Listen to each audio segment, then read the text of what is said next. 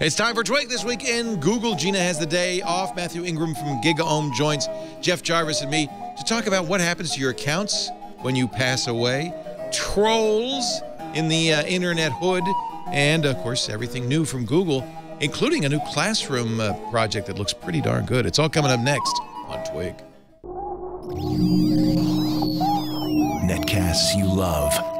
From people you trust. This is Twig. Bandwidth for This Week in Google is provided by Cachefly. CACHEFLY.com. This is Twig, This Week in Google, episode 262, recorded August 13th, 2014. I'm not in the Moodle. This Week in Google is brought to you by Shutterstock.com. With over 40 million high-quality stock photos, illustrations, vectors, and video clips, Shutterstock helps you take your creative projects to the next level. For 20% off any image file for your new account, go to Shutterstock.com and use the offer code TWIG814.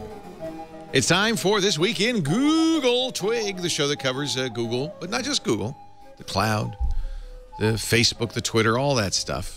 Jeff Jarvis. And anything that's irritating me, that's what we cover. And anything that pisses off Jeff. Pissing me off. If it's in Germany, anywhere, he'll let you know. Jeff Jarvis is here. He is the professor of journalism at the City University of New York, book author. His most recent is called Public Parts. He's also a blogger at buzzmachine.com and a man about the world traveler. Hey, Jeff. Hey there, I just sneezed. And he's got allergies. I kept waiting for Chad to switch to me and thought, I made it. Oh, now I sneezed on my touch screen. That's terrible. Gina is swamped with work at ThinkUp.com, her startup. Happens from time to time, but good news, Mathew Ingram is here. It's always great to have Mathew from GigaOM. And he's up, you can tell, he's at the cabin. Did you cut those logs yourself, Abe? No, I did not. That was someone 100 or so years ago. It's beautiful up there. It's hemlock, believe it or not. Hemlock? Yeah. Wow. Whole cabin is hemlock. Are you're obviously in New England somewhere, yeah? Oh. No, Ontario, Northern Ontario. Ontario. Doesn't everybody in Canada have a summer cabin? Not everyone, but almost everyone. We certainly have enough room if everyone wanted one. So. It's like Sweden. Come on up. It seems like everybody in Sweden has a summer cabin. Well, in fact, Robertson Davies, the wonderful, wonderful Canadian novelist, always said that Canada is not like America. It's like Scandinavia. Oh, that's interesting. Very similar, yeah. Yeah. It's cold a lot of the time. People are friendlier. They're nicer. Friendly. Yeah. They don't have Mounties in Scandinavia, however. True. But hemlock, wow. Is that...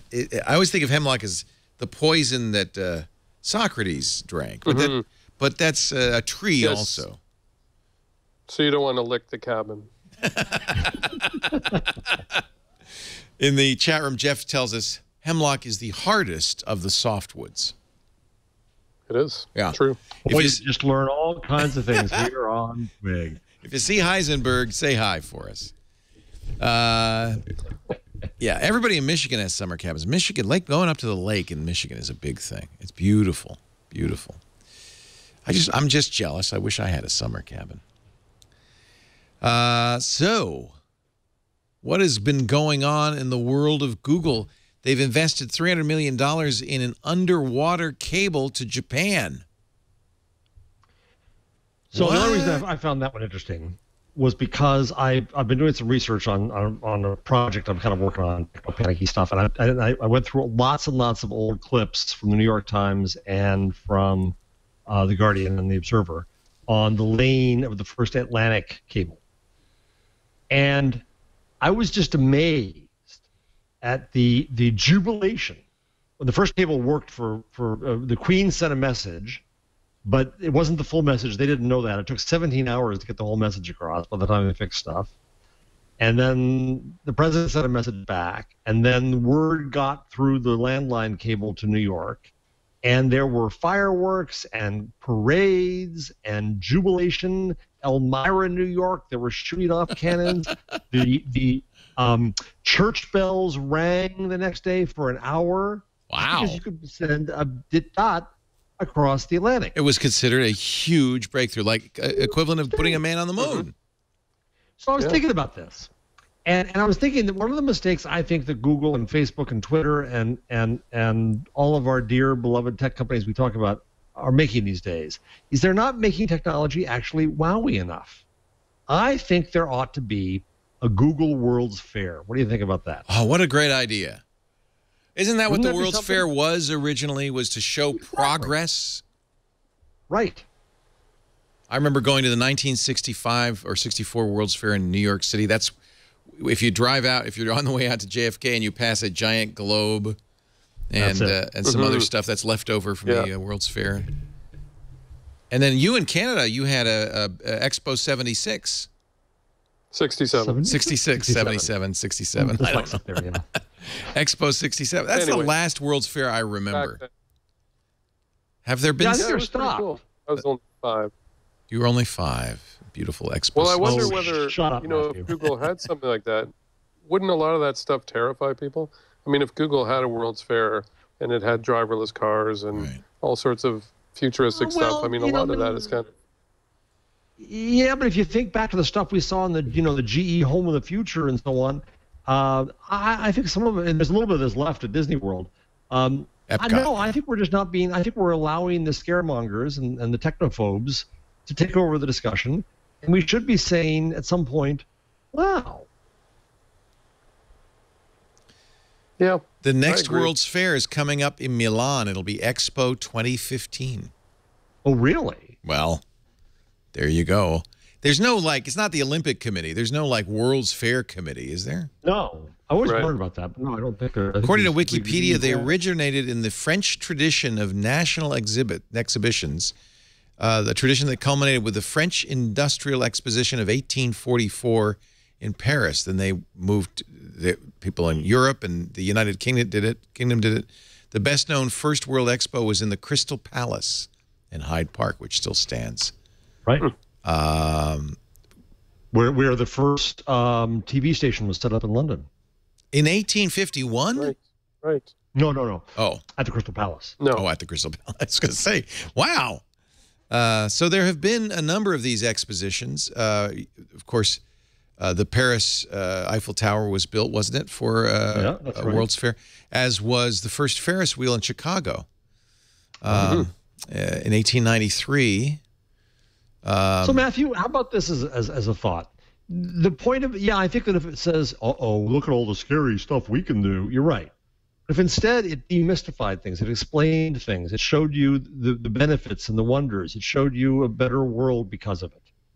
Now it's just mysterious technology. These geeks are doing things we don't understand. And if it brought it down into life more and said, here's where we're headed with even things that are scaring people like health and data and health, and here's how information is stored and searched today, and here's how sensors are going to change your life, and here's, I don't know, maybe it's not a big fair, but no, I think that's a good point. I mean, they could definitely do, in fact, all companies could do a better job of pointing out why you would even want to do these things. So why would you want to give all your data to this company, or why would you want to log in every time you do X or Y? Why would you want sensors and everything? And to give you the kind of, people are always going to, say, well, you could do this bad thing or this other bad thing. But at least if you talked about the positive reasons why you might want to and how it could help your life, then you could kind of start the conversation off on the right foot. Yeah, and that's been my research that I'm working on. Is that there are people who said bad things could happen with every technology we've seen, and so the Telegraph and people who also say they put up a paper tiger and say, well, it didn't change world, didn't bring world peace. Not that anybody said it was going to, but the Telegraph was ratcheted up that way and then shot down. The funny thing about the Telegraph was after all this. Go ahead. I was just going to say, when you mentioned the Telegraph, it reminded me, I had just seen a news story, someone posted on Twitter a sort of image of this news story from the early days of the Telegraph, and they were criticizing it as, you know, speeding up information too much, and why would we need all this extraneous information from some faraway place? And that was Adrian LaFrance. Yeah, and it was exactly the same stuff people say about Twitter. Yeah. So if you had just taken out the word Telegraph and put in Twitter, it sounded exactly the same. Apparently, there must be some sort of need for higher speed connection between California and the west coast of the United States and Japan. This cable, known as Faster, will cost in total $300 million. I think this headline is wrong. Forbes says Google invests $300 million. No, it's a total $300 million. Yeah. Google invests in a $300 million cable. Google's investment is not that And didn't high. they just invested in one a few years ago, didn't they? It's interesting. This is not their first. Yeah. No, they invested in other underwater cables, yes. If you're interested in the technology, it is a 6-fiber pair cable and optical transmission technology's initial capacity of 60 terabits per second, with six pairs, because each pair is capable of 100 wavelengths, each 100 gigabits. Wow, that's really interesting. That's a lot of capacity. China Mobile International, China Telecom Global, Global Transit, KDDI, and Singtel, the other investors, mostly Asian telecoms. NEC, I didn't know this. Is it the same NEC, Nippon Electric?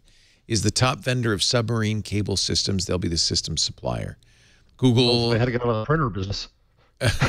Yeah, really.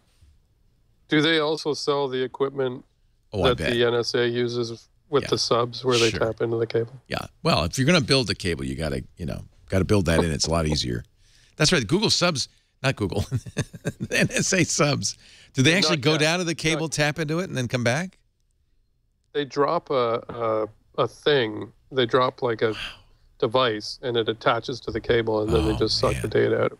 Incredible. Incredible. At Google, this is Google Senior Vice President of Technical Infrastructure, Google Fellow Urs Hölzel, posts, at Google, we want our products to be fast and reliable. That requires a great network infrastructure, whether it's for the more than 1 billion Android users, you got to get the plug-in, or developers building products on Google Cloud Platform. And sometimes the fastest path requires going through an ocean. Oh, I like that. That's why we're investing in Faster, a new undersea cable to connect the West Coast. It's to 2 coastal locations in Japan. And the capacity is 10 million times faster than your cable modem. He threw that one in. To Chikura and Shima in Japan. There are already 200 fiber optic cables undersea that transport internet data around the world, carrying more than 95% of transoceanic voice and data traffic. So you might think it's satellite, but that's too slow. It's underwater cables. They carry 51 billion gigabytes a month. Facebook has... it says Google invested in... Go ahead. In Unity in 2011. Yeah, this isn't the first time. And SJC. Facebook has done the same. They have a stake in a underwater cable consortium between Malaysia, South Korea, Japan, Singapore, Hong Kong, and China. It's kind of interesting. I'm not sure why these big companies get involved in this, but it's kind of interesting. It will be lit up second quarter of 2016. In the U.S., it will connect to hubs in L.A., San Francisco, Portland, and Seattle. It's kind of neat. It's an interesting thing that they feel they need to get in this business. Well, yeah, I mean, it's not unlike them having to be in the, it's both ends of it. They're in the fiber to the home business, and they're in the fiber to Japan business. Well, I understand kind of doing it in the U.S. to just kind of to kick current ISPs in the butt.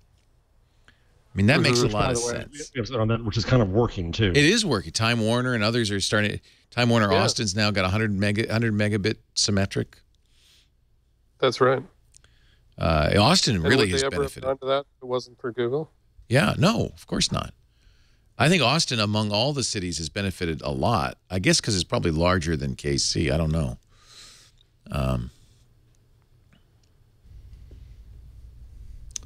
Don't know mind if I bump in, but you know, what's that quote? To write great software, you need to make the hardware. It's kind of how I feel with this in Google. It's so infrastructure. They need to make sure that they own part of the infrastructure. That's Chad Johnson, our producer.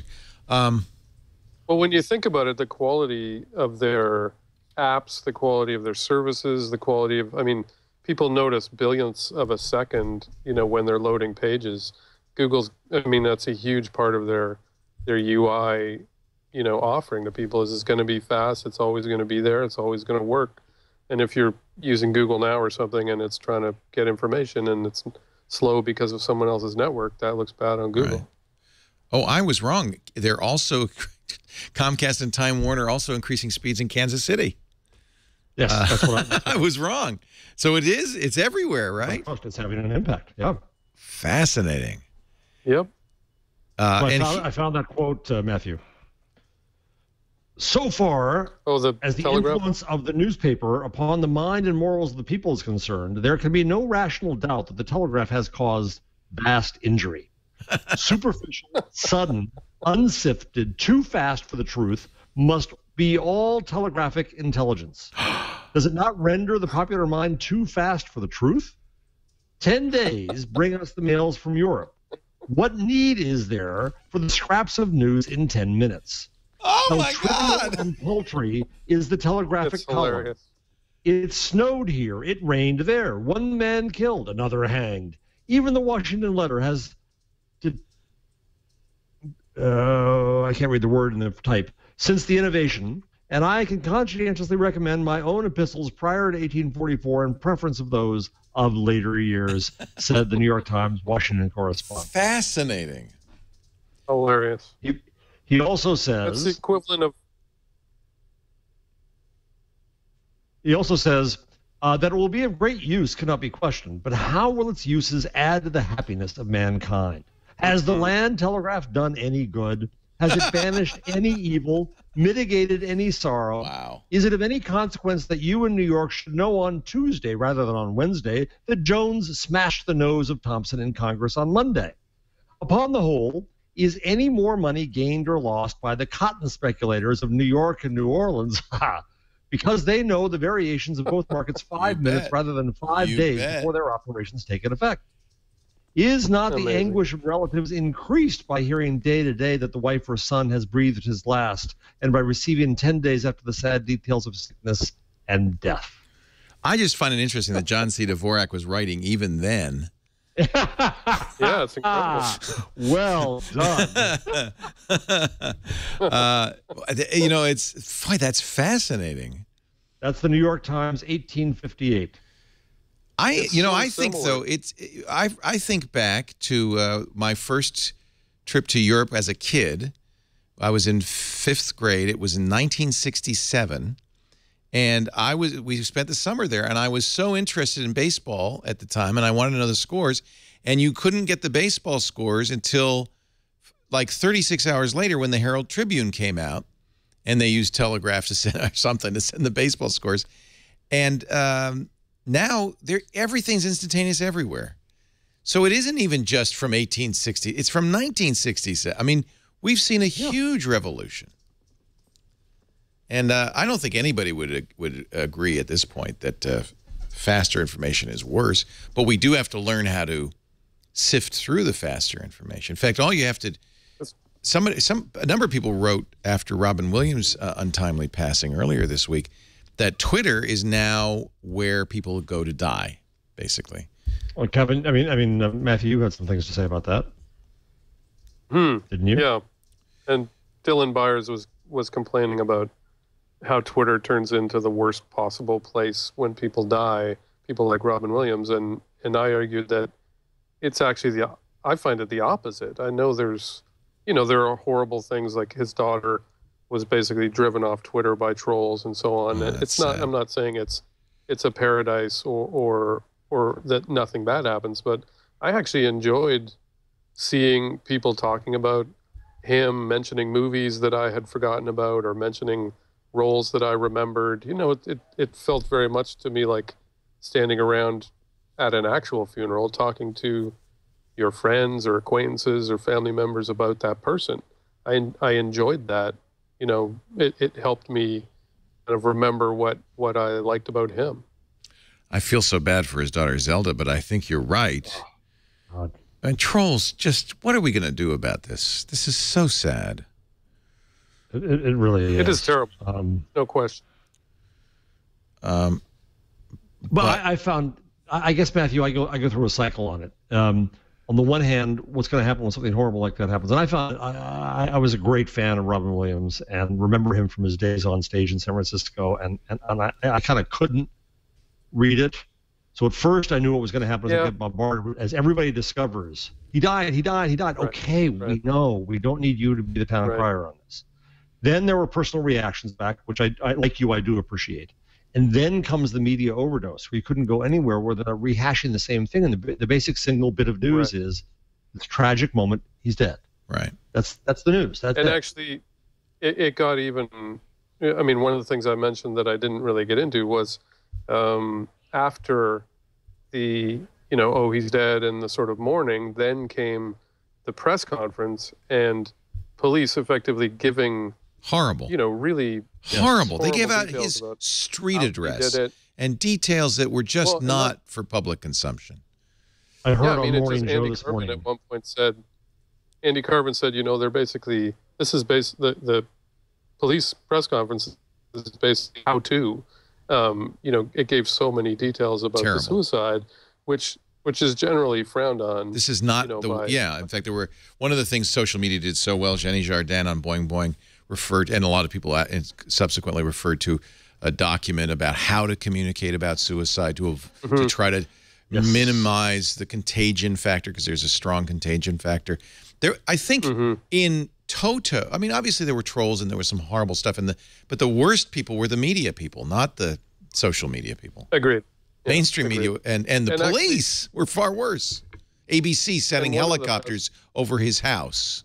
That was ridiculous. And on Morning Joe this morning, they complained that there was a story on ABC about family asks privacy be respected, and then a link right underneath that. Go see video right now from over their house. Right, see video of the house. No news value whatsoever. Horrible.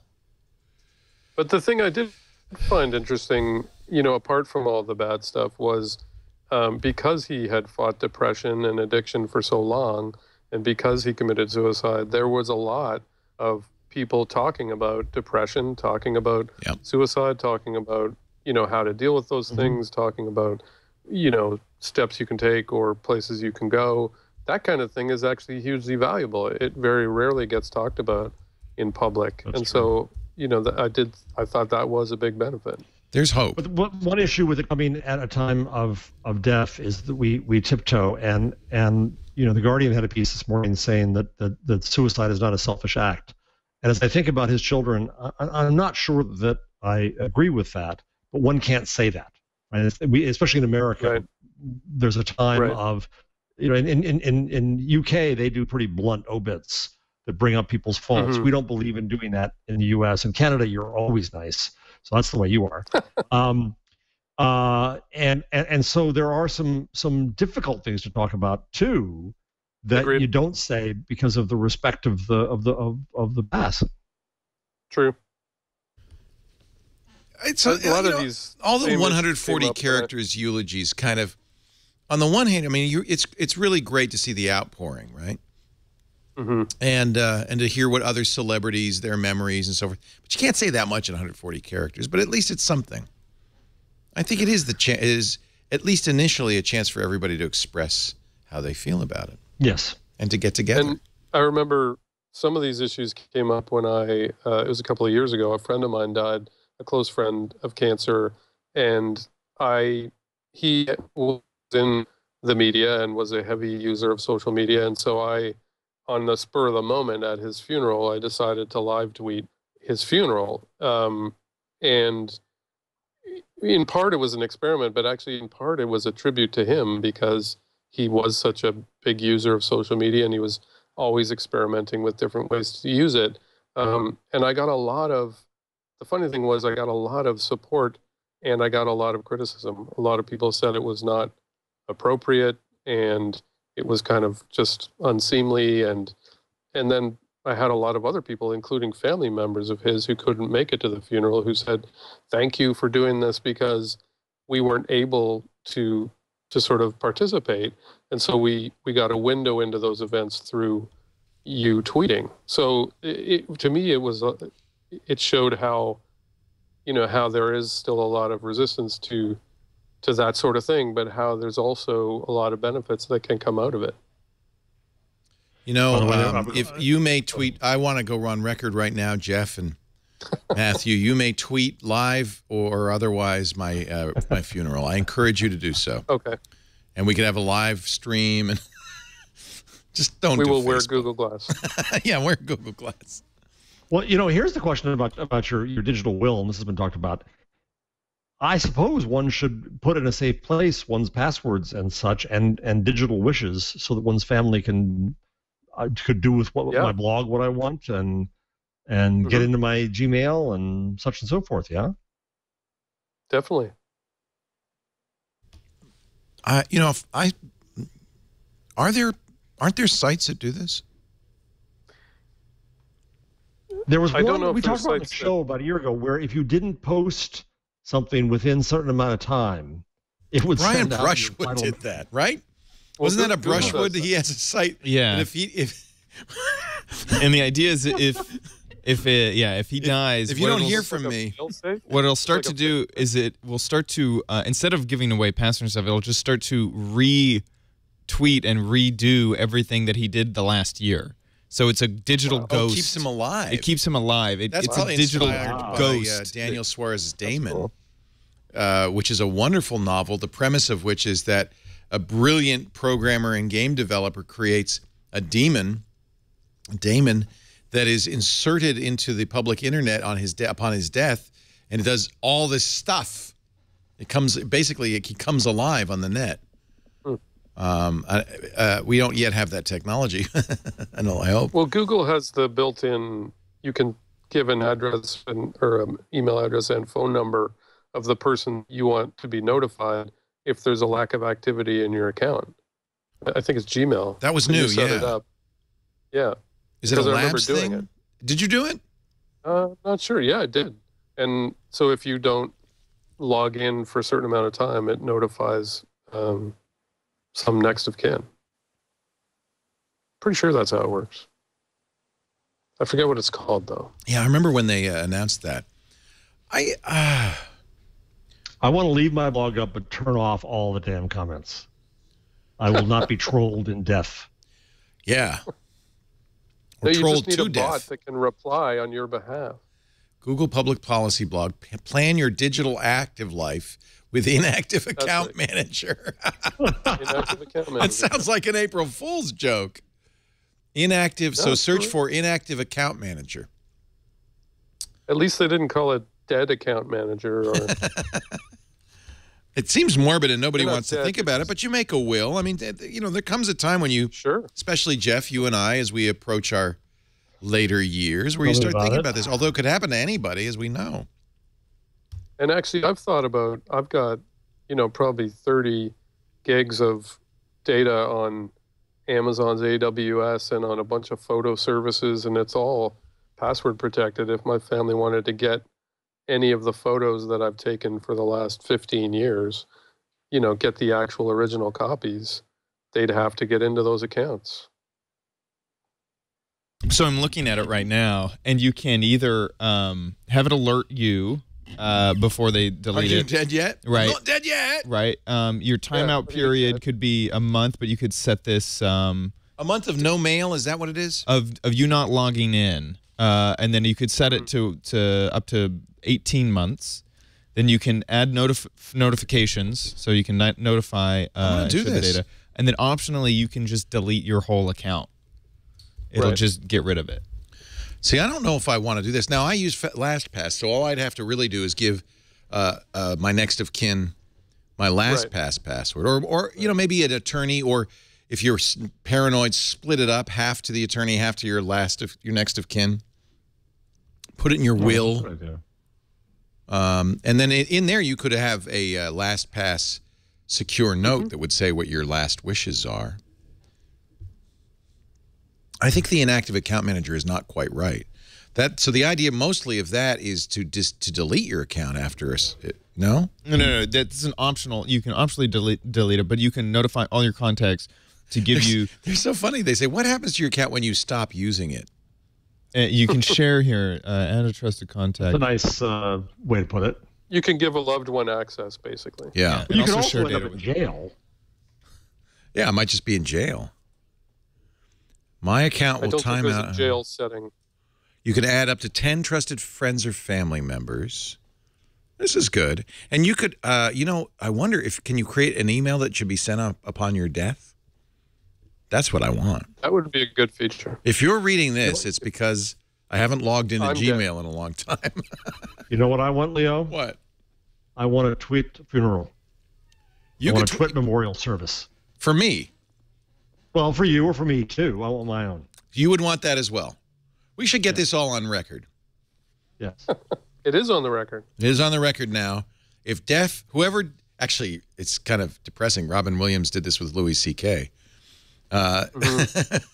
If ever, whichever one of us pre-expires the other will live tweet the funeral. Done.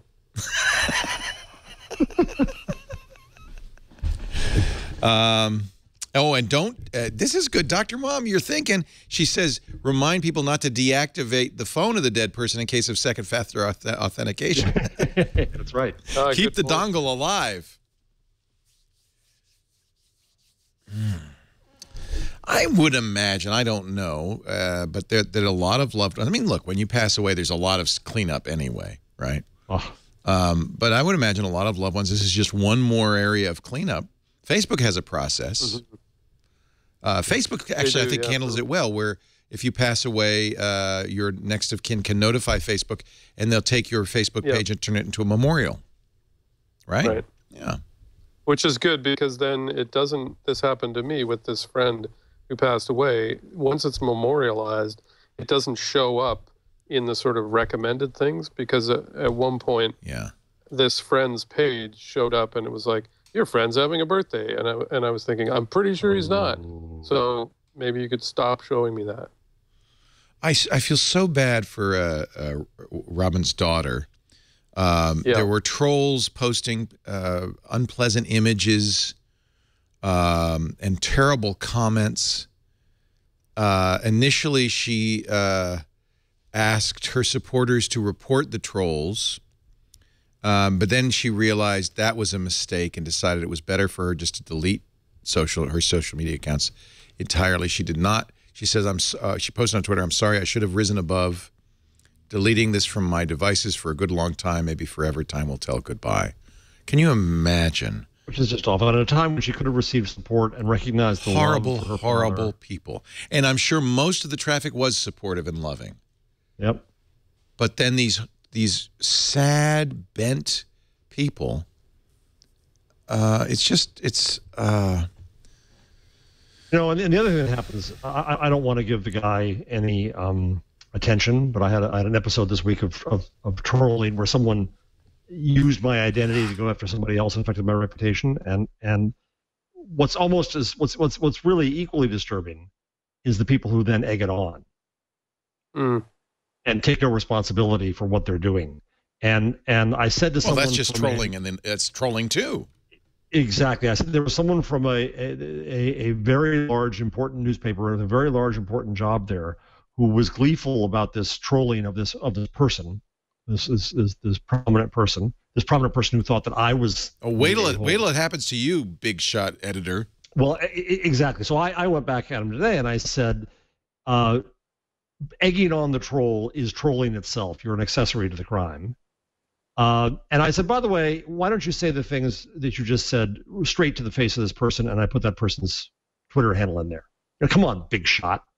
You want to talk about how you don't like the person and how you're going to encourage the troll? Go ahead. Do you have any bahungas? You know, it's just depressing. And unfortunately, so sad.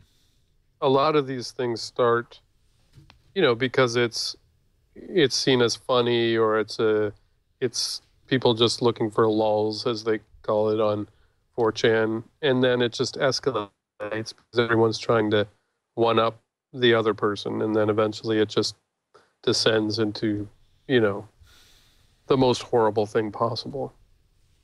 And that's where Gina was talking about this problem, and with Twitter, and I see some movement now, and I think you wrote about this too, Matthew, or you linked to something about this, of having shared blacklists. And that could turn ugly too, but right. if the people you care about and you trust say, I'm muting this person, and I want, I would trust a list of who you two muted, and you might have personal individual reasons, but probably that's a good indicator that says, let's just give them no attention, because the one fuel to the troll is attention. Even blocking them, though, is fueling them to some degree, right? Right. If they know they've been blocked. Write about that. So Glenn Fleischman wrote something for Boing Boing about this idea, and I was discussing it with him, and then wrote about it, and it does have a lot going for it. I mean, the one big benefit is you don't have to rely on Twitter to figure out who to block or ban. This is a much more sort of crowdsourced, different groups can have their own shared lists. So it's not like a master list of who's blocked. It's different groups can come together and create their own.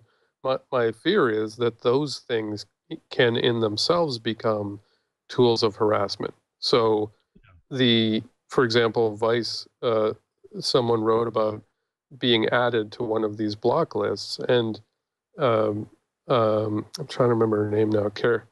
Caroline Criado Perez. I'm a British journalist. She was harassed on Twitter and was quite critical of the way Twitter handled it. She's actually on a blocked list because she posted something that someone thought was offensive towards. That's okay. I mean, people should be allowed to collude in who they don't like.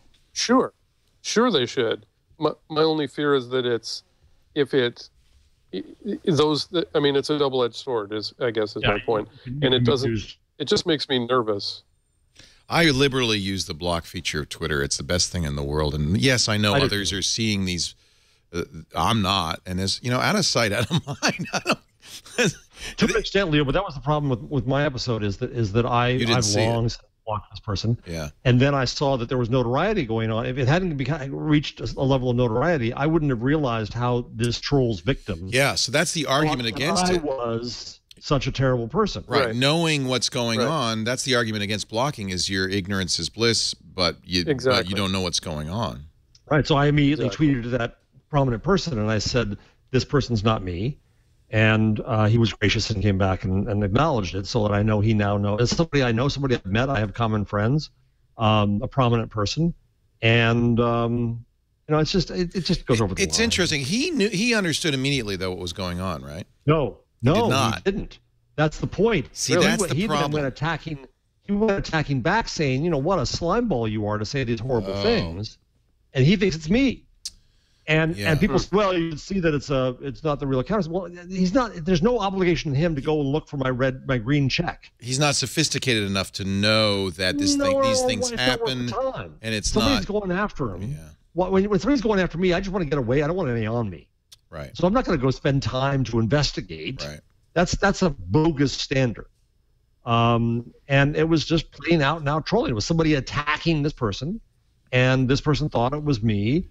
And it goes over the line, and I've just had it. I've more than had it now. And fine, have fun. I don't want to be accused of having no sense of humor and so on. But trolling people. Somebody said this prominent journalist said of this important person, well, some people just deserve to be trolled. I said that's like saying that someone deserved a hit and run. No one deserves to be trolled. Full stop. But what do we do about it? I like this idea of collaborated lists. There's no facility that there's no feature of Twitter that facilitates this, but we could easily just do it. I think Matthew's point, it shouldn't be universal blacklist, because then you'll conspire to get somebody. No, but if Glenn and Matthew want to send me a list of people that you don't follow, I'll send you a list of people I don't follow. That's a good start, right? And so Glenn mentioned. there's a service called the Blockbot, which is the sort of most developed, and then there are a couple of other projects that are trying to do this similar things. So you could share a block list, and it would integrate with Twitter or with TweetDeck. And so if you agreed to opt into this list, then certain people would automatically be blocked. I always look for a technological solution to these kinds of problems that were spawned, in fact, by the new technologies that allowed people to do things they couldn't do or couldn't do as effectively before. I mean, I'm sure there've always been trolls, but that's a good way to handle it. Let's another way is on comments on Discuss, and I think on WordPress as well. When you see, they'll give you a high level of a suspicion index. I almost want that. If I see somebody who's being an a-hole in Twitter, and if I can see a little mark that says, how many of your friends are blocking this person? I'm joining the Blockbot. This sounds like a really well done idea here. And it has a list of a lot of blocks. Oh, you could see who's blocked on here. Holy cow. That's the problem. This is Sisyphean. I mean, it's so easy to create a new account on Twitter.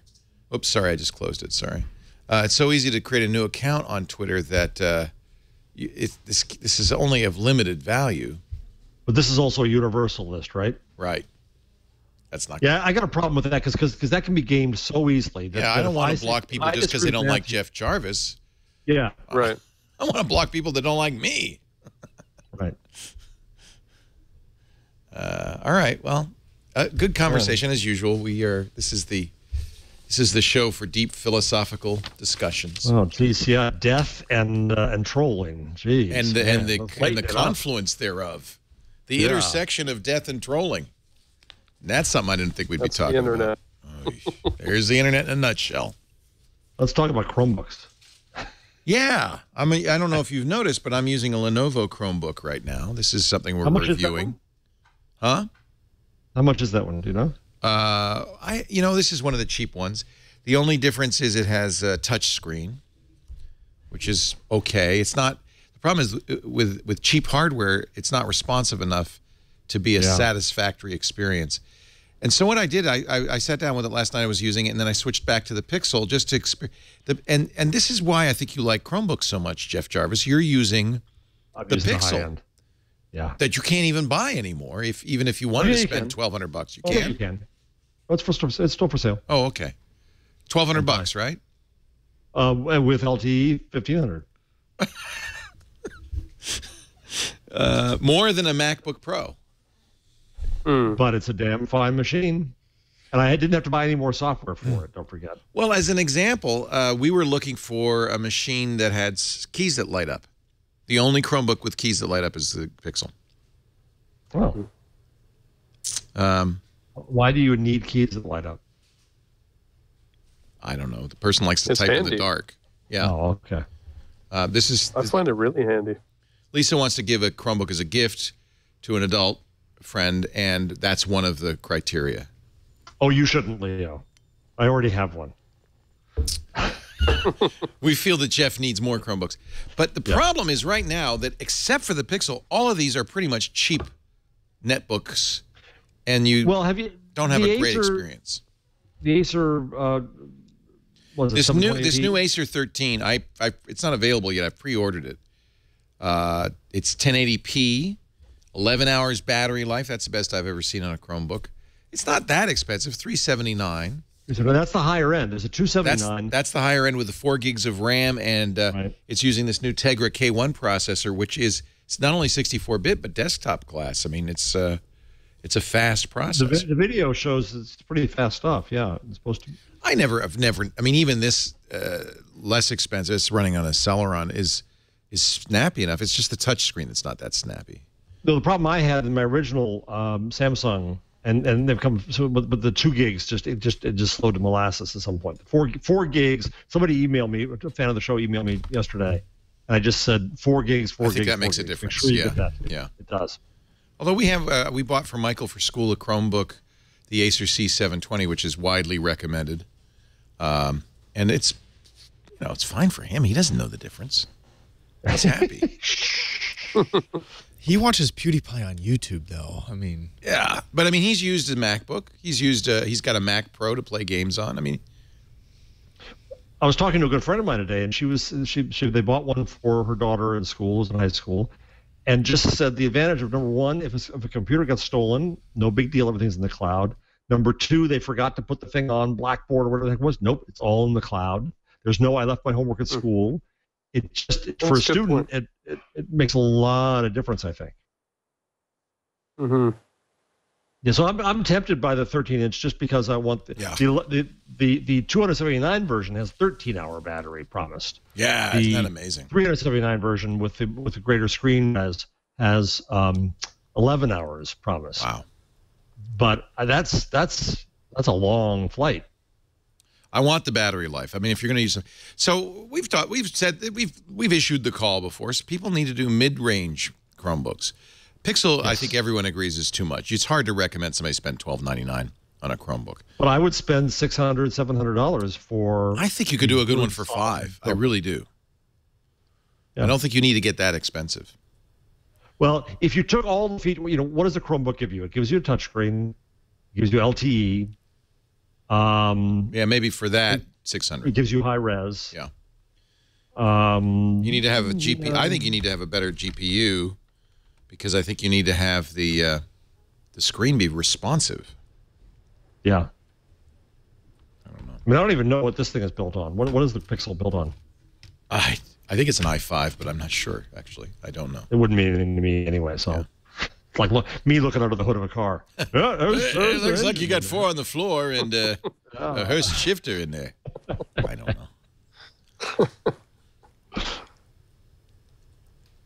So I got a question for you, Leo. Yes. I opened it. Oh, OnePlus. But you have a question, yes? Yeah, I do. I went through. It took me 2/3 of a day to get this working. What? Why? Trying to get I went to the Apple store. It was the wonderful Alex Hugo, who's a fan of Twig. Wait a minute, you took it to an Apple store? I mean, no. There would be your problem, I would think. Yeah. I took it to an AT&T store, and the guy looked up the what is it? APN. Mine worked right out of the box. You had a problem with the. Well, yeah, it didn't work, and then so I don't. There were changes. I don't know what finally got it working. There were changes on this, and then Alex, this wonderful Twig fan, who's helped me before, has rescued me before. So you weren't getting data because you had the wrong APN settings. Well, we thought that was it, and then still wasn't getting it, and then it turned out my account was not provisioned for 4G. I don't know how that happened. What phone are you using? An Nexus 5? Nexus 5. So now, okay, so I put the SIM in, and now it's working. But here's the problem, I think. It doesn't fail down below 4G for data. No, it does. Jeff, I don't know. You have problems that are unique to you. I have had this on 3G. I have had this on 2G. Is it a AT&T or T-Mobile? AT&T. Oh, so the data will fall down to 3G. I think they're trolling you. No, the cloud I live in, Leo, it's dark. You live in a dark cloud. And raining. It's not just over my head. I'm in the dark cloud. Well, first of all, you could have screwed things up by changing the APN settings. Mine worked out of the box. I think it's okay. What's the name of your APN? Well, I'll have to figure that out. Go under mobile networks and then access point names. Preferred network type 4G recommended. I have WAP.singular, which is correct, by the way. It works on the WAP? Wow. It shouldn't. Yeah. Your mistake was trying to fix something that wasn't broken. Uh-oh. Yeah, WAP.singular. That's the one that works? Jeez. Well, it does on mine. My username is WAP at singular. No, you're all right. They're all the same. They're all the same. GPRS.com. So it does. Yours fails down to 3G. I'll have full bars at 3G, but no 4G, and then no data. It even says preferred network type 4G, 3G, 2G. I did that too. Yeah. I did that too. I don't know. I think somebody Somebody messed with you, dude. There's the other issue with the OnePlus. Other than that, the guy who said, if you couldn't get it working, I'm going to buy it. And he was very nice about it. He's a Twig fan. And he said, no, but I'm not trying to, live on your misfortune, Jeff. Go talk to Gina, try to get it working. But if not, then he just tweeted me yesterday saying, I'm not so sure I want anything from them. Did you see the sexist campaign they were doing? Yeah. Oh, yeah. Yeah. I got something to say about that. Okay, hit it. They and in their defense, I agree it's a bad idea. What they said is, the whole way OnePlus has worked, which is weird to begin with, is that you have to somehow either participate in a contest or request an invite or get an invite from an existing customer to get this phone. It's in very, very short supply. The reason we all use it and like it is because it is a very high-end flagship phone for $350, 64 gigabytes of storage. So that's, it's a good price for a very nice phone, 5.5-inch phone.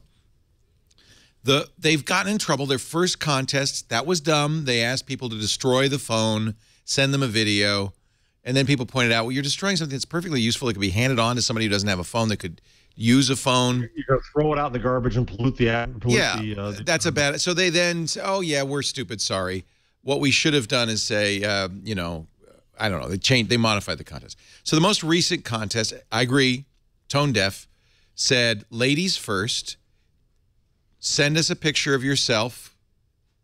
Did it have to be with your old phone? But send us a picture with yourself. And this is another contest, right? And you will put you in a drawing for one of these phones or whatever. No. They had to write something on their body, and men were going to take. I didn't hear the write something on your body. And men were going to vote on. Oh, I'm sorry. You're right. Then that's horrible. Audacious OnePlus. No. I misunderstood that. I didn't know that they had to do something more than just send a selfie. Oh yeah. Write something on their body. Or they can hold a sign, but if you're going to be voted on, clearly the less you wore, the better. Let me read. I didn't see that. Okay. Then there's no logo on a piece of paper or their body. Guess who's going to win? And then the top 50 most liked women in the forums would earn a T-shirt. Would earn a T-shirt and the opportunity to pay full price for the phone. Oh yeah, you're right. Never mind. Yeah, that's bad. That's bad.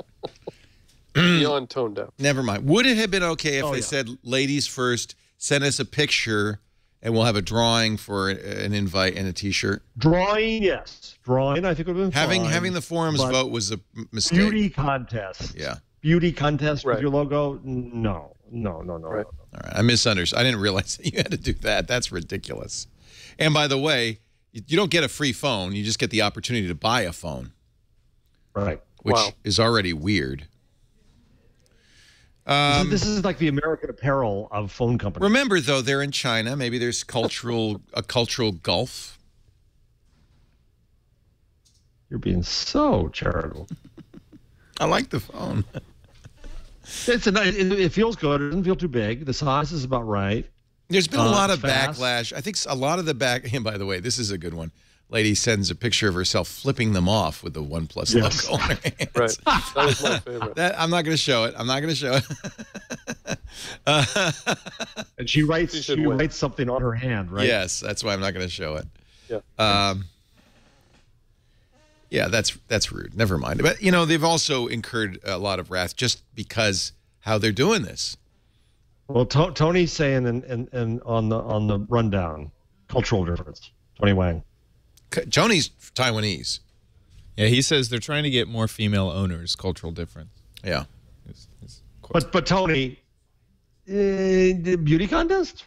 They did say no nudity. Well, but that's the far end of the boundary. Right. Anything up to that, you're going to get more votes. No, you're right. You're right. But it's a nice phone. The battery, you're right, is phenomenal. Yeah. I think your problems are unique to you, and I think your big mistake was bringing it to the AT&T store. I don't think it wouldn't work. It wouldn't work. Well, the guy in the AT&T store should have done what Alex did. Dear Alex. Thank you, Alex. Who was, by the way, just a fan who works in a store in Illinois. Yeah. And he helps me out because I need help. Yeah. But the guy in the AT&T store that I went to here should have checked my account, I guess. But it wasn't until it was provisioned for unless it was provisioned for 4G, I got no data. Well, that's something wrong with your account, it sounds like. I could, by the end, there were so many variables I couldn't figure it out. The Nexus 5 does 4G, right? I have Lennon on my lock screen. You commie, you. Why do you have Lennon on your screen? I don't know, Marx and Engels on my... you commie? Yeah, I just decided what the heck. You really want to rub it in, huh? Yeah. Now we know your real sympathies. My last trip to Berlin. You know, when we were... where were we? We were in L.A. They took all the statues of Lenin down in Russia, but there's a statue of Lenin in L.A. Really? The cabbie had to point this out. He said, "It's the only statue of Lenin. They don't have him anymore." He was Armenian. He wasn't happy about the Russians. So, Mr. Dark Cloud. Good news is that they are upgrading this now to 4.4.4, and they're fixing a lot of the issues. One of the issues with the OnePlus that Jason had when he reviewed it is it was turning itself on in his pocket, and they realized that was a problem. They fixed that in the update. There's a significant update coming any minute now. Many of them may already. How are you going to get updates? You just get it. It'll automatically let you know. Okay. It's. I would just say this. I think that the battery goes way beyond the Nexus 5, but as a whole, it's not a quantum leap past the Nexus 5. Okay. Camera's a quantum leap past the Nexus 5. Yeah, the screen's a quantum leap. The speed's a quantum leap. I was saying this. A non-Twiggy kind of person asked me today whose iPhone is dying, and I said, go Android. And she said, what phone should I get? And I thought, not the fact that you can't get this, but I said, get a Nexus 5. Oh, I wouldn't get a Nexus 5 now. It's a year old. That's crazy talk. Excuse me. That's crazy talk. Yeah, I mean, I would say the M8 is very good. The LG G3 I hear good things about. The Nexus 5 is old. But you saw, by the way, that they have now pared down the Play Editions to 2. Yes, I saw that. On the Play Store. What are the 2? It's the Moto G and the, what is it, LG? I think. There you go. Right there. Those are the HTC. GPE versions. That looks like an HTC One, and then the Moto G, the LG. The M8 is still great, and I think the Google Play Edition of the M8 would be also an excellent choice. Mm-hmm. But, you know, the good news about the Nexus 5 is cheap. Can you get it still? Are they still selling it? Or is it out of stock? So. No, yeah, right there. No, it's in stock. There. Yeah, it's there. The price is right on that. It's a year-old phone, and I feel like there are better choices out there. Chad, would you buy a new Nexus 5? Yours is cracked and schmuckered. No, I mean the same thing. Is if you wait, you know, basically unless someone needs a phone today, then I would suggest the Nexus 5 or the M8. There's going to be great stuff coming out. That's the thing. Is if you can wait until the end of September, you're going to be so much more happier with the selection. And where is the Nexus? Wouldn't be the 6 because, well, it could be the 6. Where is the next Nexus? There's been rumors. Yeah, rumors. Only, that's all. Is what we know. Not good rumors. No, not reliable rumors. No, all right, let's take a break. We'll come back with more. I actually am going to do the change. We're going to try something. We're going to do the change log minus Gina. It's going to be very quick, very quiet. We'll just play the trumpets, then play the drums. That'll be it. Our show today brought to you by the best place to get stock photos, illustrations, videos. Of course, I'm talking about Shutterstock with, good Lord, 40 million images now. They had 250,000 every week. 40,579,549 royalty-free stock images. 284,000 new ones this week. Most of them from professional photographers and artists, each individually reviewed for quality. And with their great search engine, you're guaranteed to be able to find anything. At this point, 40 million, I think you could safely say, anything you search for. The great thing about the search engine, as I've mentioned before, you don't just search for things. You can add emotions. You can add color. You can drill down by subject, by gender, by the number of people or no people in the image. And they're all royalty-free, which means that's your phone right there. Exactly. They're all royalty-free. What did you search for? Broken phone? Cracked screen. Cracked screen, yeah. Great for bloggers. Actually, filmmakers use it too. I noticed Shutterstock got a credit in the Guardians of the Galaxy when I was there. So, I mean, it really is great. Go to Shutterstock.com. You don't need a credit card. You can just create an account right now. Start using their search tool, their Lightbox, to save images you like for inspiration, to share with colleagues and clients. Is a great tool. And if you do decide to buy an image, we're going to get you 20% off on your new account. Go to Twig814 as the offer code. Twig814. Shutterstock.com. Free to try, though. And try the app. They have an Android and iOS app that's just spectacular. Just great. Shutterstock.com. Remember, when you go to buy an image, use the offer code Twig814 to save 20%. A little thank you and a welcome to Shutterstock.com. All right, let's try this. Jeff, we could tag team the changelog together? You want to do that? Dandy. All right, Dandy. Play the trumpets. The Google changelog. Time to see what's new. New features on the Googleverse. Why don't you take that first one? That's the only one I know. I put it in there. So now Motherboard says that legally satellites are now allowed to get twice the res, to go from 25 to go to 25 centimeter resolution, twice as detailed as the previous limit of 50 centimeter. The U.S. government has relaxed restrictions. So the government images are that clear, but they've never allowed Google to publish them. Right. So the joke here was, watch out, Google will soon see your face from the sky. Actually, though, that's only if you're looking up at it. I figure what's going to see is your bald spot. Yeah. My uncle. But I was thinking. Yeah. So there's some guy talking. I was thinking about this the other day. Yeah. I'm in one of the skyscrapers in New York, because we have them, and I'm looking out, and you see all the what elsewhere would be the underlife of buildings, right? The tanks and the air conditioners and the ugly stuff. And it's weird how we don't have aesthetic requirements for the tops of buildings.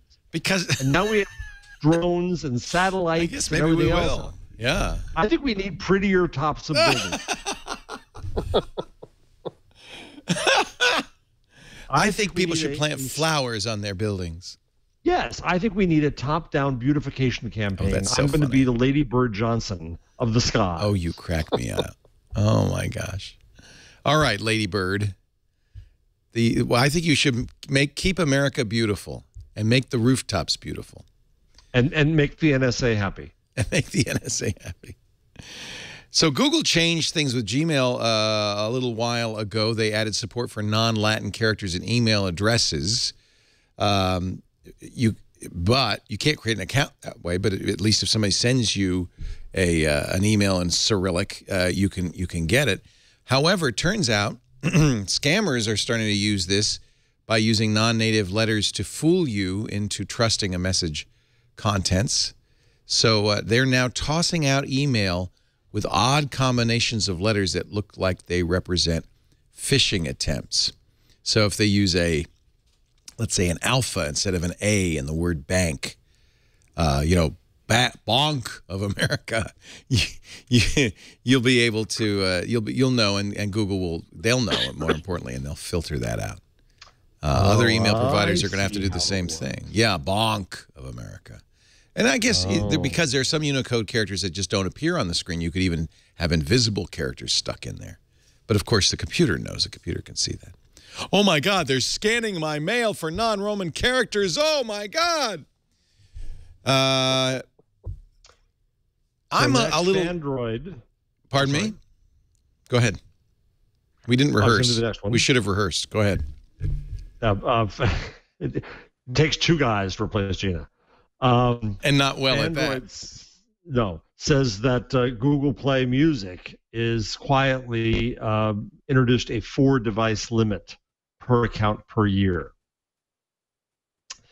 No, 4-device deactivation. Right. So, what's right, the difference? you have 10 devices, okay? Still, that hasn't changed. Oh, so you can't switch eyes. But remember, you for a while, one brief shining moment, you were able to deactivate at will anytime you wanted.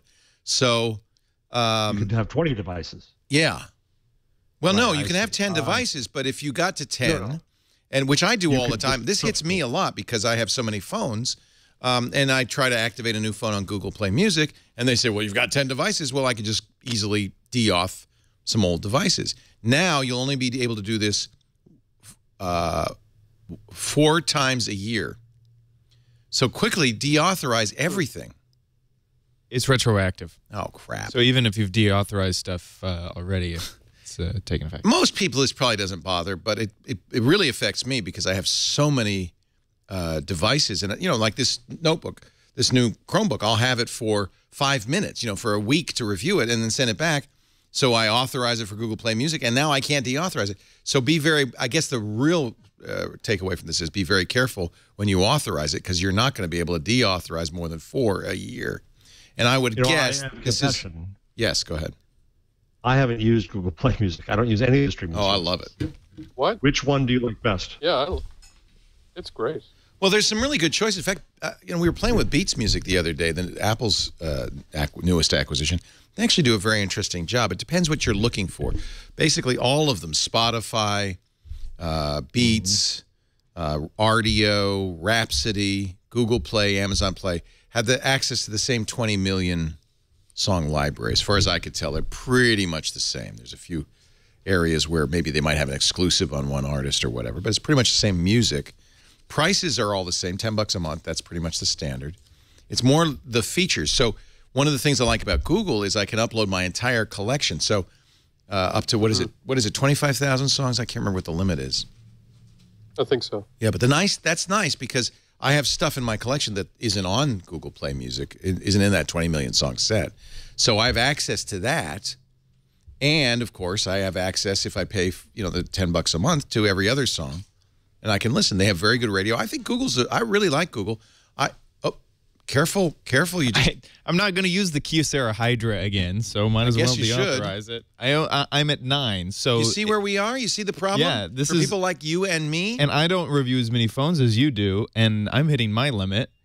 This is absurd. And I wish there was a way that I could call and say, my situation's a little different than the normal person. So Apple has the same... I think it's the music industry that enforces this. Apple has the same kind of restriction. Once a year, you can deauthorize everything. But if you call them, sometimes they'll be nicer about it. Audible does the same thing. I think these are restrictions placed by the content creators, not by these companies. Wouldn't surprise me. Yeah. So I like Google Play Music. On the other hand, Amazon Music is also a good choice. Their radio selection is not very good. Their Amazon Prime Music, which is free if you're a Prime member, has a much fewer than 1 million songs in the library, so it's not very good. The other reason I like Google Play Music, sorry, I'm butting in a lot this episode. No, we like this. You can do radio a lot easier, and you can do radio off of playlists, which Amazon still hasn't quite nailed down. Also, Amazon's interface is very kludgy. You have to download a little application to upload music, and now Google has done away with that on their service. They so have? you can do it just from the browser. Oh, but yeah. See, I still use a Google plugin because I want it to be running all the time, so that when I add new music, it just uploads. Yeah, you can do that as well. Yeah. I just find that, and then also, I mean, once you've added your music to the Google verse, any Google app that's going to tap into music is going to tap into All Access. Right. And so just being part of the ecosystem is really nice. Also, if you have a Chromecast, Google Play Music works with the Chromecast, and they recently added Sonos support. So as a Sonos user, then now it's a no-brainer because I can cast music from my Google Play Music to my Sonos. That's awesome. Mm-hmm. So all in all, oh, and there's one other thing that makes Google Play Music really awesome. They have a little dice widget. So you tap the, whoops, let's go back to my home page.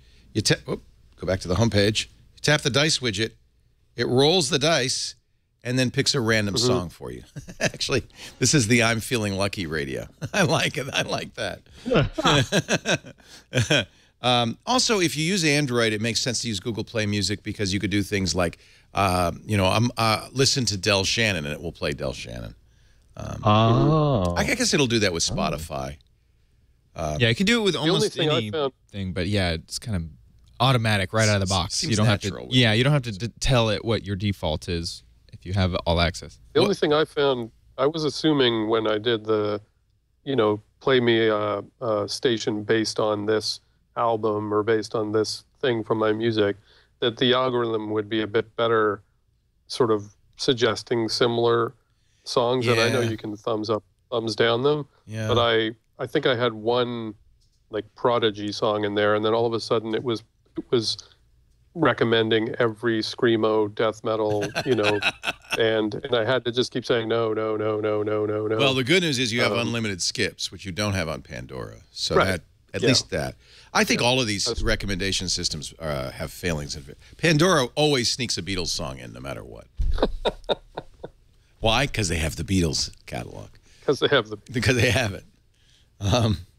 So it's playing Bob Willis and the Texas Playboys' Sugar Moon, which is, I think, a really excellent I'm Feeling Lucky choice right there. Now, I probably wouldn't have... Then I could thumbs up, indicating I want more of that. I think I pick Google Play Music, but we're in... This is This Week in Google. It's well done, yeah. I think it's really well done. I think all the radios have that problem. Even though they're not a sponsor of the show for a while, I actually do listen to Audible a lot. Audible's awesome. This week, I got all unhappy with Amazon because when I buy Kindle books, I have a decent-sized little gift account where it's been gifts over time, plus things I've earned from Amazon stuff, and it insists upon taking out of that for Kindles. I'm doing some work right now, and these are business books. I don't want to use my gift money for that. They will not let you take that as an option. There's no option. Well, you need another account. You need a business account and a personal account. But I'm using the same device. I can't do that. Oh, that's so right. I'm switching my book reading over to, guess what? Google Play.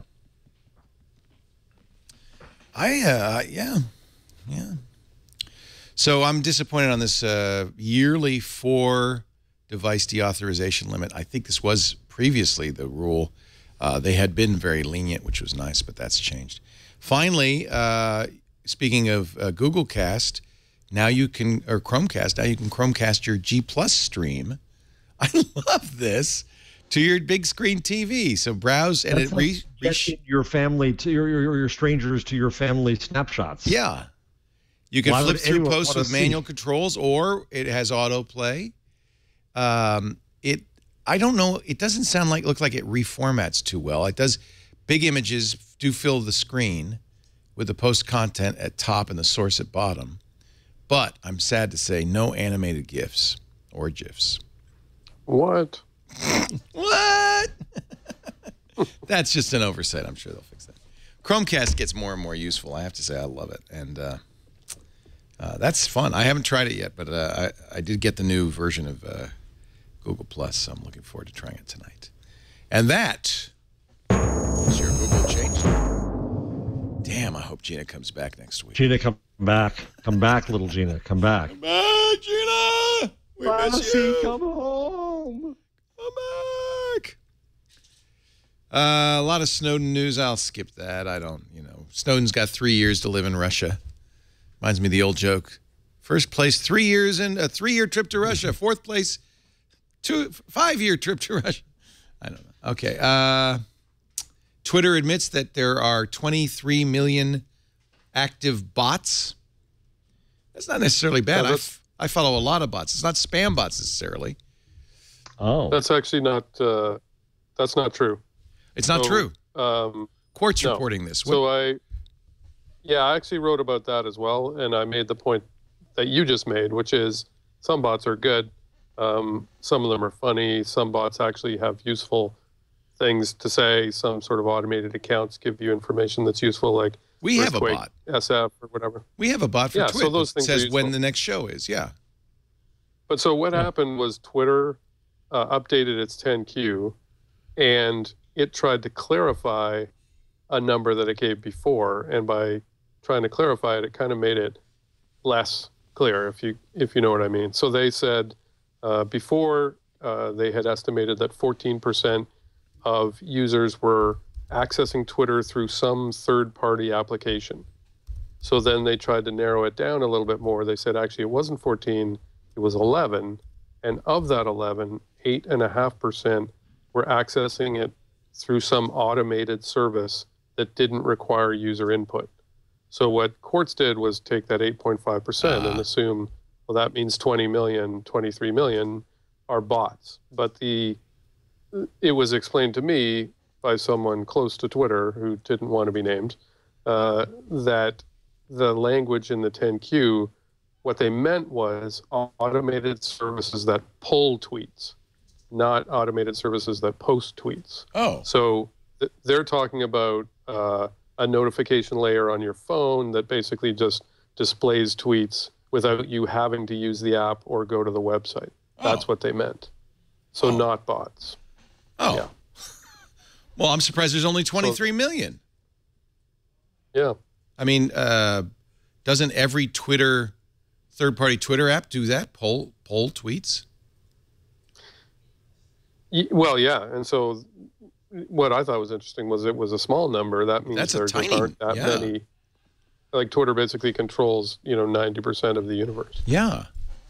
Okay, courts completely screwed that up. But to be fair, like I read the 10Q as well, and it wasn't clear. Okay. It just said without human interaction. It didn't say just pulling tweets. Right. So there's a big difference between posting a tweet without human interaction and reading a tweet without human interaction. Right. Yeah. So the short answer is they don't know how many bots there are, or they're not saying, and bots are included under the spam heading. But they're not necessarily spam, because a lot of bots are very useful. Right. Things that give One you a man's weather. bot is another man's spam. There's lots of traffic update bots, and I mean those aren't bad. Yeah. The one I mentioned was Kim Kierkegaard. Do you follow that at all? So it's a mashup of Kim Kardashian's tweets and Soren Kierkegaard's existentialist philosophy. It's hysterical. It's add that really right now. It's awesome. Kim Kierkegaard. That guy should get a medal. And is that a bot because it's doing it automatically? It's a bot. Yeah. Really? One of my other favorites is defunct, but Stealth Mountain, if you used the phrase sneak peek and you spelled peek wrong, it would respond automatically and say, I think you mean, because lots of people say peak like the mountain peak. It's just one of those grammatical things that drives you nuts. That would be good. We should have another one of those. So it's actually, the account is Kim Kardashian. Say that 3 times fast. Just as the spirit is invisible, so also is its language a secret. And sometimes you can't tell when it's being sarcastic. I don't see any Kim in that. Here's another. No, go do the big one. Go down. Go. Yeah. Again, I am burdened by a heaviness of the soul. Not going to call it baby weight because that's an excuse. Now that's good. The sea struck up its song with a deep, calm solemnity. The souls of the dead came forth to hold me in their comforting embrace. Yacht life. Or I'm on a boat, biatch. I love your Tumblr's infinite scroll down feature and the unfathomable, insatiable emptiness behind it. That's human written. There's no way a human didn't do this. Look what I found in my luggage. All my worldly troubles and sorrows. My look is never complete without indescribable suffering. Okay, that's one to follow. That's good. But I think a human's writing that. Definitely. Yeah, that's no bot. But they tweet them automatically. Ah. Oh, well, that, yeah. I mean, what if you use Hootsuite or something to schedule tweets? You're sort of a bot. That's sort of a bot. Yep. That's kind of a bot. All right. I tell you, it's hard to use a Chromebook to do this show. Oh, well, I don't think we have to talk about Facebook Messenger. We've talked about that quite a bit on the show.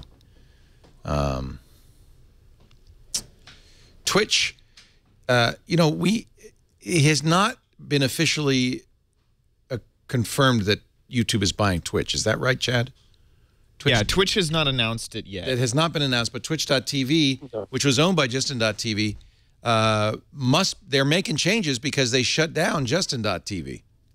And they did it, boom, boom. So I expect that to happen sometime soon. If not, whoops. They've also implemented a YouTube-like audio scanning feature to look for copyrighted audio In Twitch. Oh, yeah. In Twitch. But they do a nice thing. They just turn off the mute it. So if but it's kind of amazing because if there's a 2-hour stream with 3 minutes of copyrighted audio, the whole 2-hour stream would be they mute the whole muted. thing. Yes. Even your narration, everything. Everything. Now, this is not for live events, so they're still not scanning live, and they won't mute your stream if it's live, but anything that's been recorded and archived for the 4 or 5 days that it's up now, it will be muted. And the reason this is concerning is because, of course, there has always been a little tension between the game owners, the video game content creators, and these broadcasters over who owns the copyright. Not all, many video game companies realize this is a very good thing indeed for them and sells copies of the game. But a few have issued takedown requests on YouTube, and there is a real cause for concern for the viability of Twitch if the same thing should happen. I think that actually, if YouTube buys Twitch, that's very good news. Remember, when YouTube started, before Google bought it, there were serious concerns. I remember interviewing Justin Kahn saying, how are you going to stay in business? Not Justin Kahn, that's Justin TV. Brian, the founder of YouTube, saying, how are you going to stay in business? Because NBC at the time was suing them, Viacom was, people were pissed off.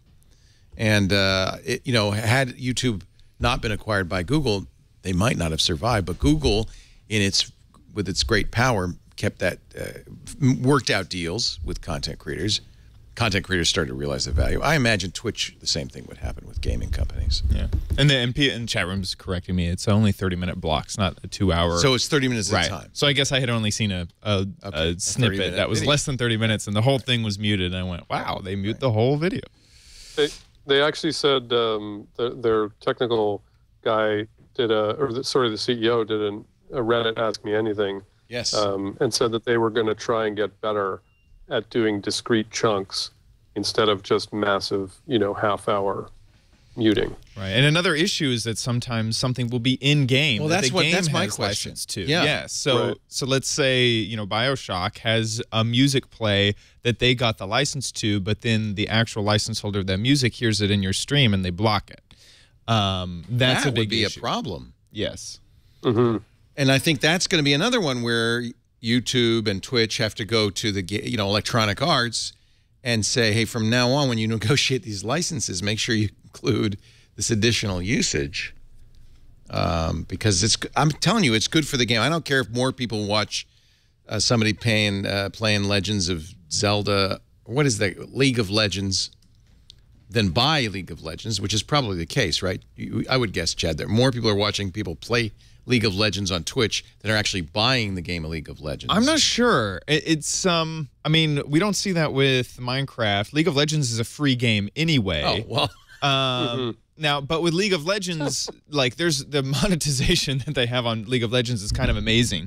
Is it in-app purchases? Is it during gameplay? Basically, and it's mostly all skins or things, and then also different characters. So like all the characters. So cost that's money. a bad example. I just used it because it's the #1 game on Twitch right now. But but the other games that you buy, Titanfall, you might be more people might be watching people play Titanfall than buy Titanfall. Absolutely, but I do think that there is a definite correlation between how many people stream and how many sells, but it's probably not the same amount. It's good. Look, Goat Simulator took off thanks to people watching other people play Goat Simulator. Absolutely. I think Padre SJ, frankly. But I think you're right that more people watched Goat Simulator than actually went out and purchased Goat Simulator. It's not as much fun to play as it is to watch somebody play it. Right, but still, it definitely drove sales. But it helped Goat Simulator, and I'm sure they made more money than they would have if others had not been playing it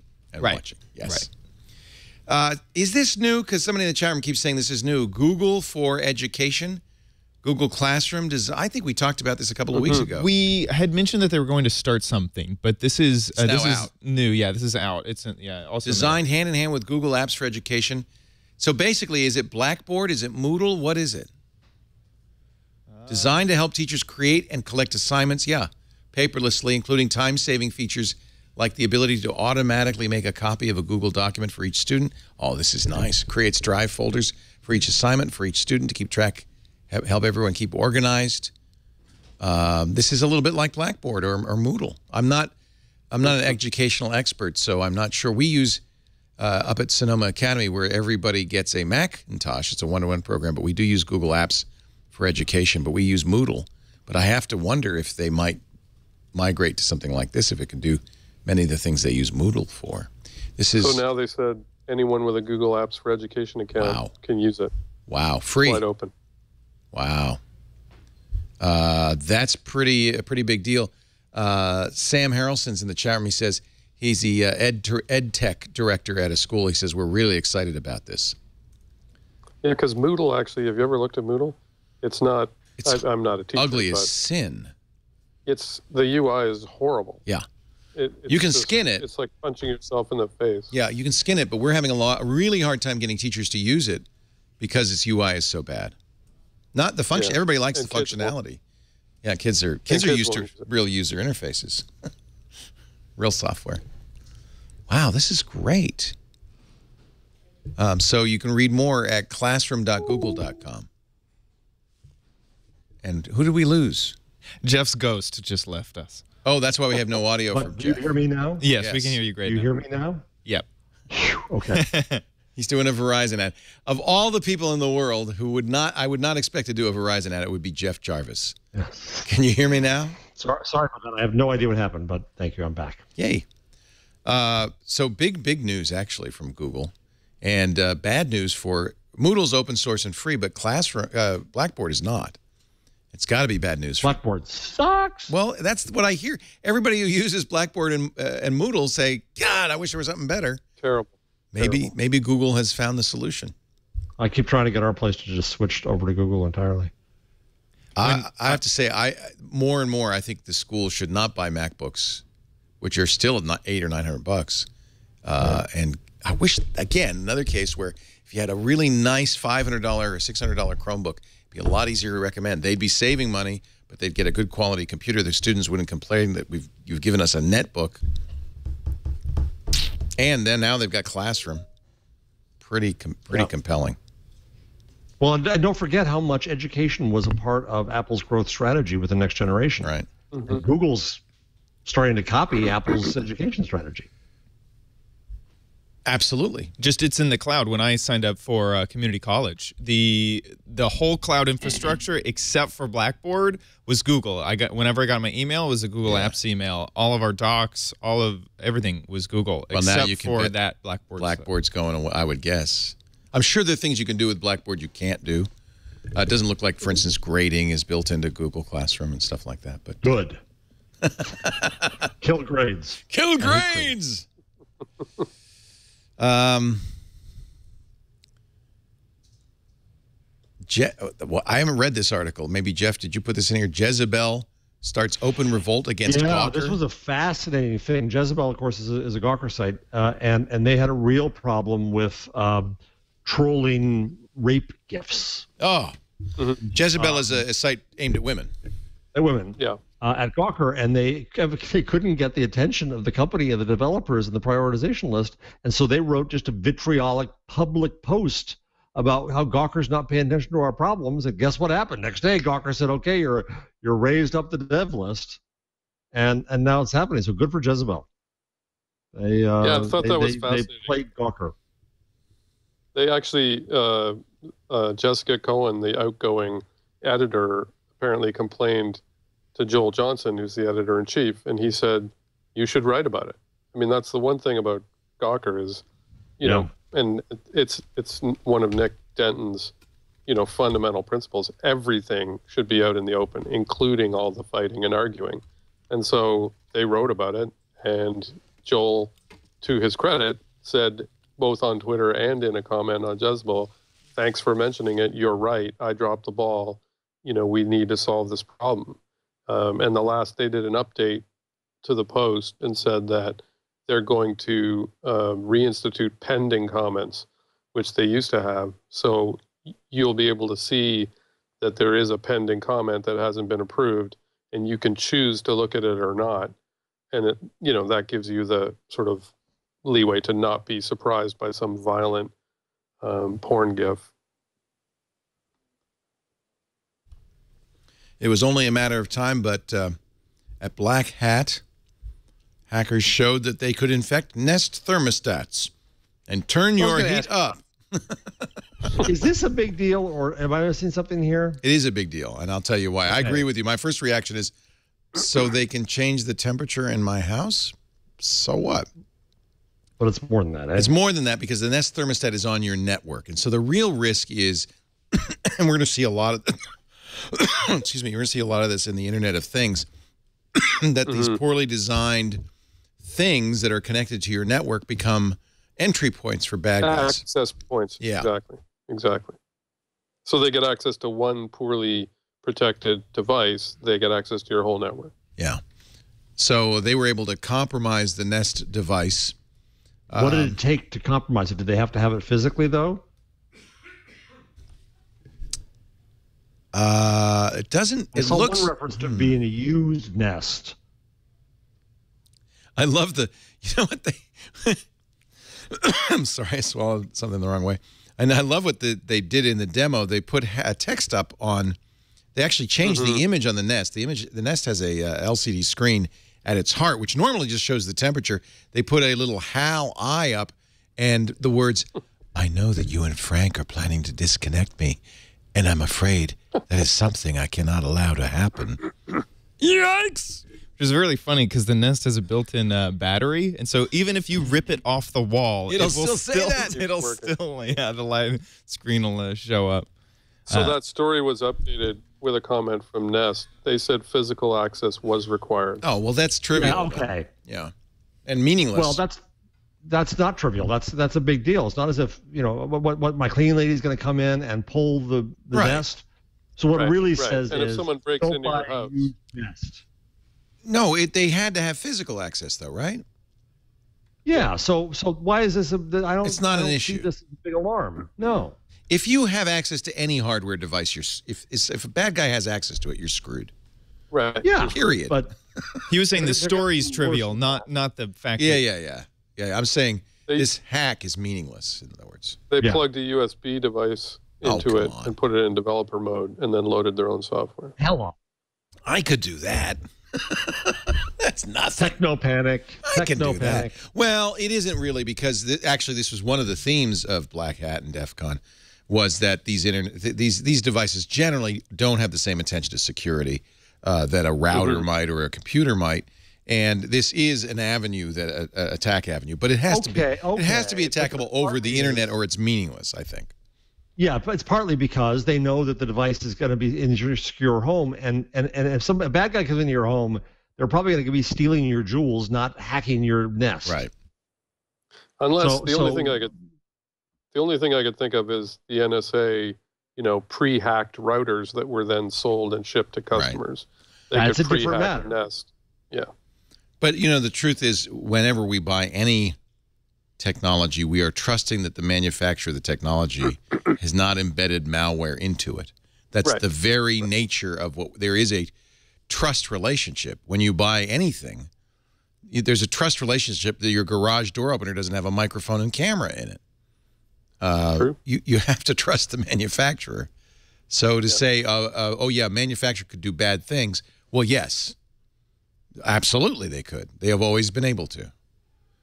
Of course, it's a little different if something's always online, because then there's somewhere for that garage door opener to send the microphone and to send the data. Yeah, right. Send the audio and video. The IBM PC, 33 years old. It's still a youngin'. Well, and that's basically how long I had a PC, a real PC, 33 years. But my original was an Osborne One.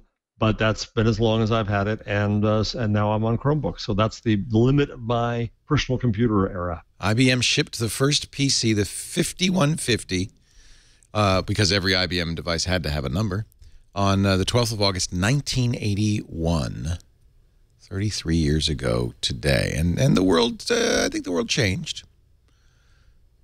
It's quite a story and worth remembering. I can still years feel later. that keyboard under my fingers. Oh, it was a good keyboard. Feel. Damn fine keyboard. That clickety-click keyboard, right? Very clicky-clack. I don't think you'd like it today, but I think coming from typewriters. 4. I like the Atari 1040. Yeah. I had Atari 400 and 800. But I remember when the 1040, that was an attractive looking. Osborne 1, man. Yeah. Osborne 1. 1040 was awesome. 1040 ST had trash icon, had desktop icons, had drag and drop. It was incredible. It was Gem, right? Wasn't that the OS, the graphic OS? Gem? Mm-hmm. Yeah, yep. It's pretty sophisticated for those days. And MIDI support, too. That's right. And how much memory? 48K? Oh, I don't remember. My Atari had 48K. I don't know if I think my Osborne 1 had 96K. 96. Ooh. Ooh. And the first IBM PC ran at 4.77 megahertz. Not gigahertz, my friends. Megahertz. All right. Time to wrap things up with picks and tips and the like. Do you want, Matthew, do you want to throw us a tip or anything? Give me a minute. We go to Jeff and I'll. You think Jeff Jarvis will give us a number? So this week on August 19th, it will be 10 years since the Google IPO. It came out at an astronomical $23 billion. It, according to this story, I don't know why I haven't checked it right now, but it was $390 million. That makes a 17x value increase. Third largest valuation in the world. Pretty amazing. Who's number one? Apple? I should know that. Apple, then ExxonMobil. And Exxon. Apple, Exxon, Google. The big three. Yeah. Wow. Wow. Pretty amazing, huh? 10 years. Anything you've got, or should I vamp some more for you? We didn't talk about, and this was something we talked about on Twit on Sunday and Security Now yesterday. We probably should mention this, that Google has decided to rank a little bit higher sites that support HTTPS, secure HTTP. They're going to use it as a ranking signal. They say we're only going to do a 1% ranking improvement for right now because we want to give people... But a lot of things, it doesn't really matter, right? No, in most things, it doesn't matter. Right, that's the only issue. I'm somewhat in support of the idea of HTTP everywhere. We've talked about that on Security Now a long time, and I think it's a... certainly, Facebook and Gmail should use it and do. But there's no reason why I should have to encrypt my traffic from twit.tv to your browser or vice versa. It's a waste of, CPU cycles, and it's expensive. You have to buy a certificate for, $50 a year or more. Right. So they say for right now, it's only a very lightweight signal affecting fewer than 1% of global queries and carrying less weight than other signals such as high-quality content. Well, I would hope so. Well, the site's secure. The content sucks, but the site's secure. Meantime, over time, we may decide to strengthen that because we'd like to encourage all website owners to switch to HTTPS. Doesn't make any sense, Google.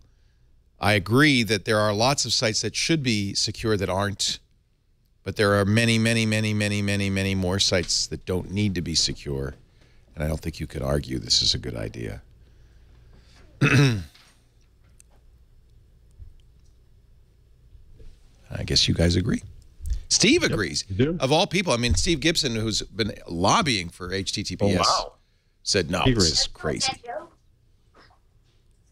Is that your daughter? Yes. Time to go fishing? Not yet, no. All right. Well, you've been here. I do have one thing. Yes. I do have one thing I was going to mention. Yeah, I can't remember if I mentioned this before, but did I mention Vellum, the New York Times Labs tool? It's I don't think it basically sucks in your Twitter account and then shows you links that people you follow have shared. No. It's quite well done. VELLUM.nytlabs.com. Yeah, and it's really well. It's very, very simple. It just shows you who shared it, and it's kind of a way, if you've been away from Twitter and you feel like you've missed some interesting links, you just go to Vellum and it shows you what people have been sharing. I've been using it a lot, actually. I like it. I'm logging in right now. One of my really well students done. had a business that was going to do that and more, and she never, you can have all the ideas in the world, but it's all execution. I wish she pursued this about 5 years ago. Yeah. Because taking the links that you have in a day, that's the meat of the value, and then analyzing that can bring a lot of you can add value to it. And there's paper.li and other things like that do that, but I think it's really well done and it's well designed. Well, as soon as I get my second factor authentication code from Twitter, I'll be able to pull it up. Oh, you've already got it. Chad, you're so good. And it's pretty.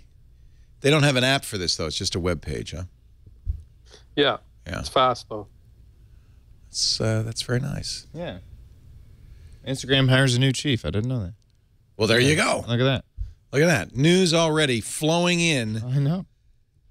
Oh, my goodness. And then I have, like, my groups, my lists. So if I wanted to create a list of people who make news and not follow them, I could do that as well. No, that's actually good. I do that all the time, yeah. That's great. Good. I'm authorizing it right now. Vellum.nytlabs.com. Also, if multiple people share it, it looks like their icons will show up multiple. Like, I'll see 7 or 8 icons. I have to say, more and more I'm using things like Nuzzle, which is Jonathan Abrams' creation. He's the guy who did Friendster. Prismatic, Brad Cross at Google did this. These are social news feeds, and they're same idea, not just Twitter. It could be other social sources like Facebook, but they work really well, and it's a great way to surface news that I might not otherwise see. A little different than like reading Flipboard. Yeah, I use Prismatic, and big fan of Brad's. They've changed a little bit, so they're focusing much more on the discussion within Prismatic around those links. Whereas Vellum and Nuzzle are still pretty much just the dashboard, that shows you. Yeah, I've been using Prismatic and Nuzzle pretty much every morning to see what's going on. You still can't beat Tech Meme though, for just like, here's the 10 big stories. Agreed. Yeah, it's just boom, it's right there. And does anybody still use Google News? Jesus, no. I use it every week for the show. Yeah, do you? I will too. Yeah, the sci-tech section. I mean, for me, like Tech Meme is what I want to know what people are talking about. Google News is what I want the algorithm. What does the algorithm think? What do the bots think? Yeah. I use Google Play Newsstand. Newsstand is a great app for Android. It's like Flipboard. It's beautiful. Is it? Well, I always assumed it's just trying to sell me magazines, but no. No, it's not. Okay. It's not. And things like it's how I actually read The Verge. I prefer to read The Verge on Play Newsstand than I do on The Verge. Really? I think they've changed. I think they've changed it. But you still make a really good point, Leo. Not to insult anyone who's there, and they're wonderful people, but I think Google News is preserved in aspect. Yeah. It's terrible. It could really show the way in so many ways for news. It could do so much, and it's not competitive. Apart from the Germans and Murdoch, just never mind them.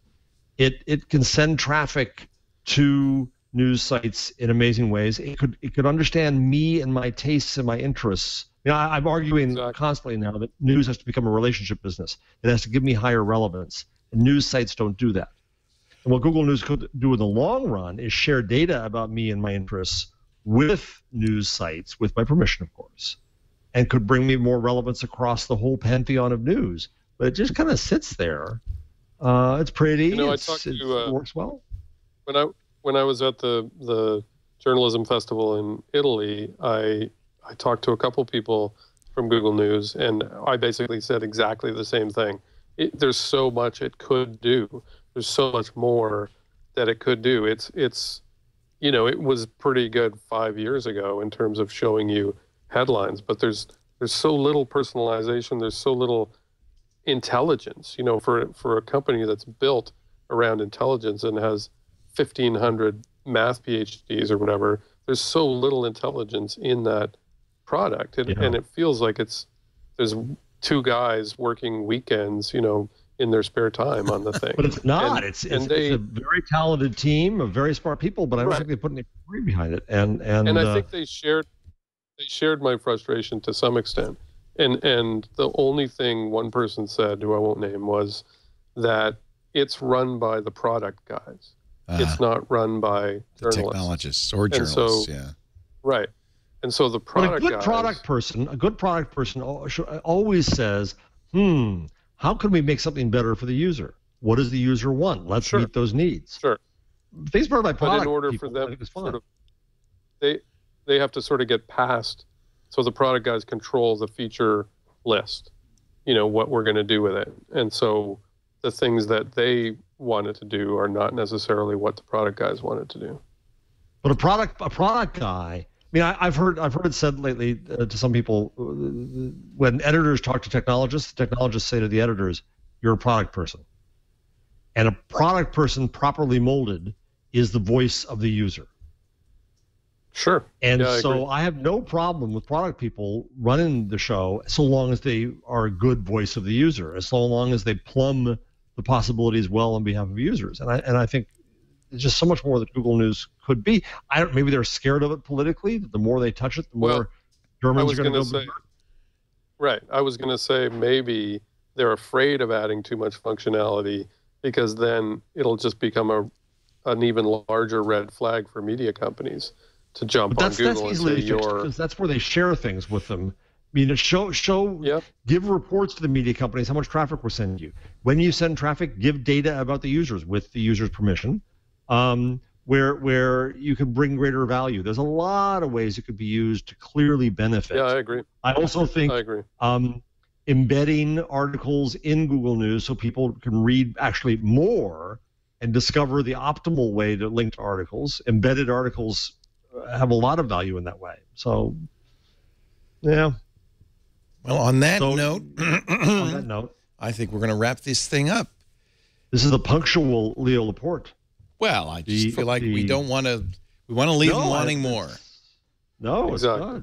It's not. Serve the user. And by the way, Matthew Ingram, the chat room says, if there's a dusty old book in the basement of that cottage, don't read it out loud, okay? Matthew Ingram from his cabin in the woods in Ontario, Canada. Thank you so much for joining us at gigaohm.com. It's always great to have you on, Matthew. Thanks for having me. Oh, yeah. Lots of fun. Jeff Jarvis, he is at his home as well, taking a little well-deserved time off from his busy day as professor of journalism at the City University of New York. Time off. This is work, Leo. Oh, yeah. This is a show. This is work. Yeah. This is not play. This is work. Keep telling them that. It's your pleasure. Yeah. It's always a pleasure. Thank you for joining us. Gina will be back, I hope, next week because I'm not doing the changelog again. Learned my lesson. We do This Week in Google every Wednesday afternoon, 1 p.m. Pacific, 4 p.m. Eastern Time, 2000 UTC on twit.tv.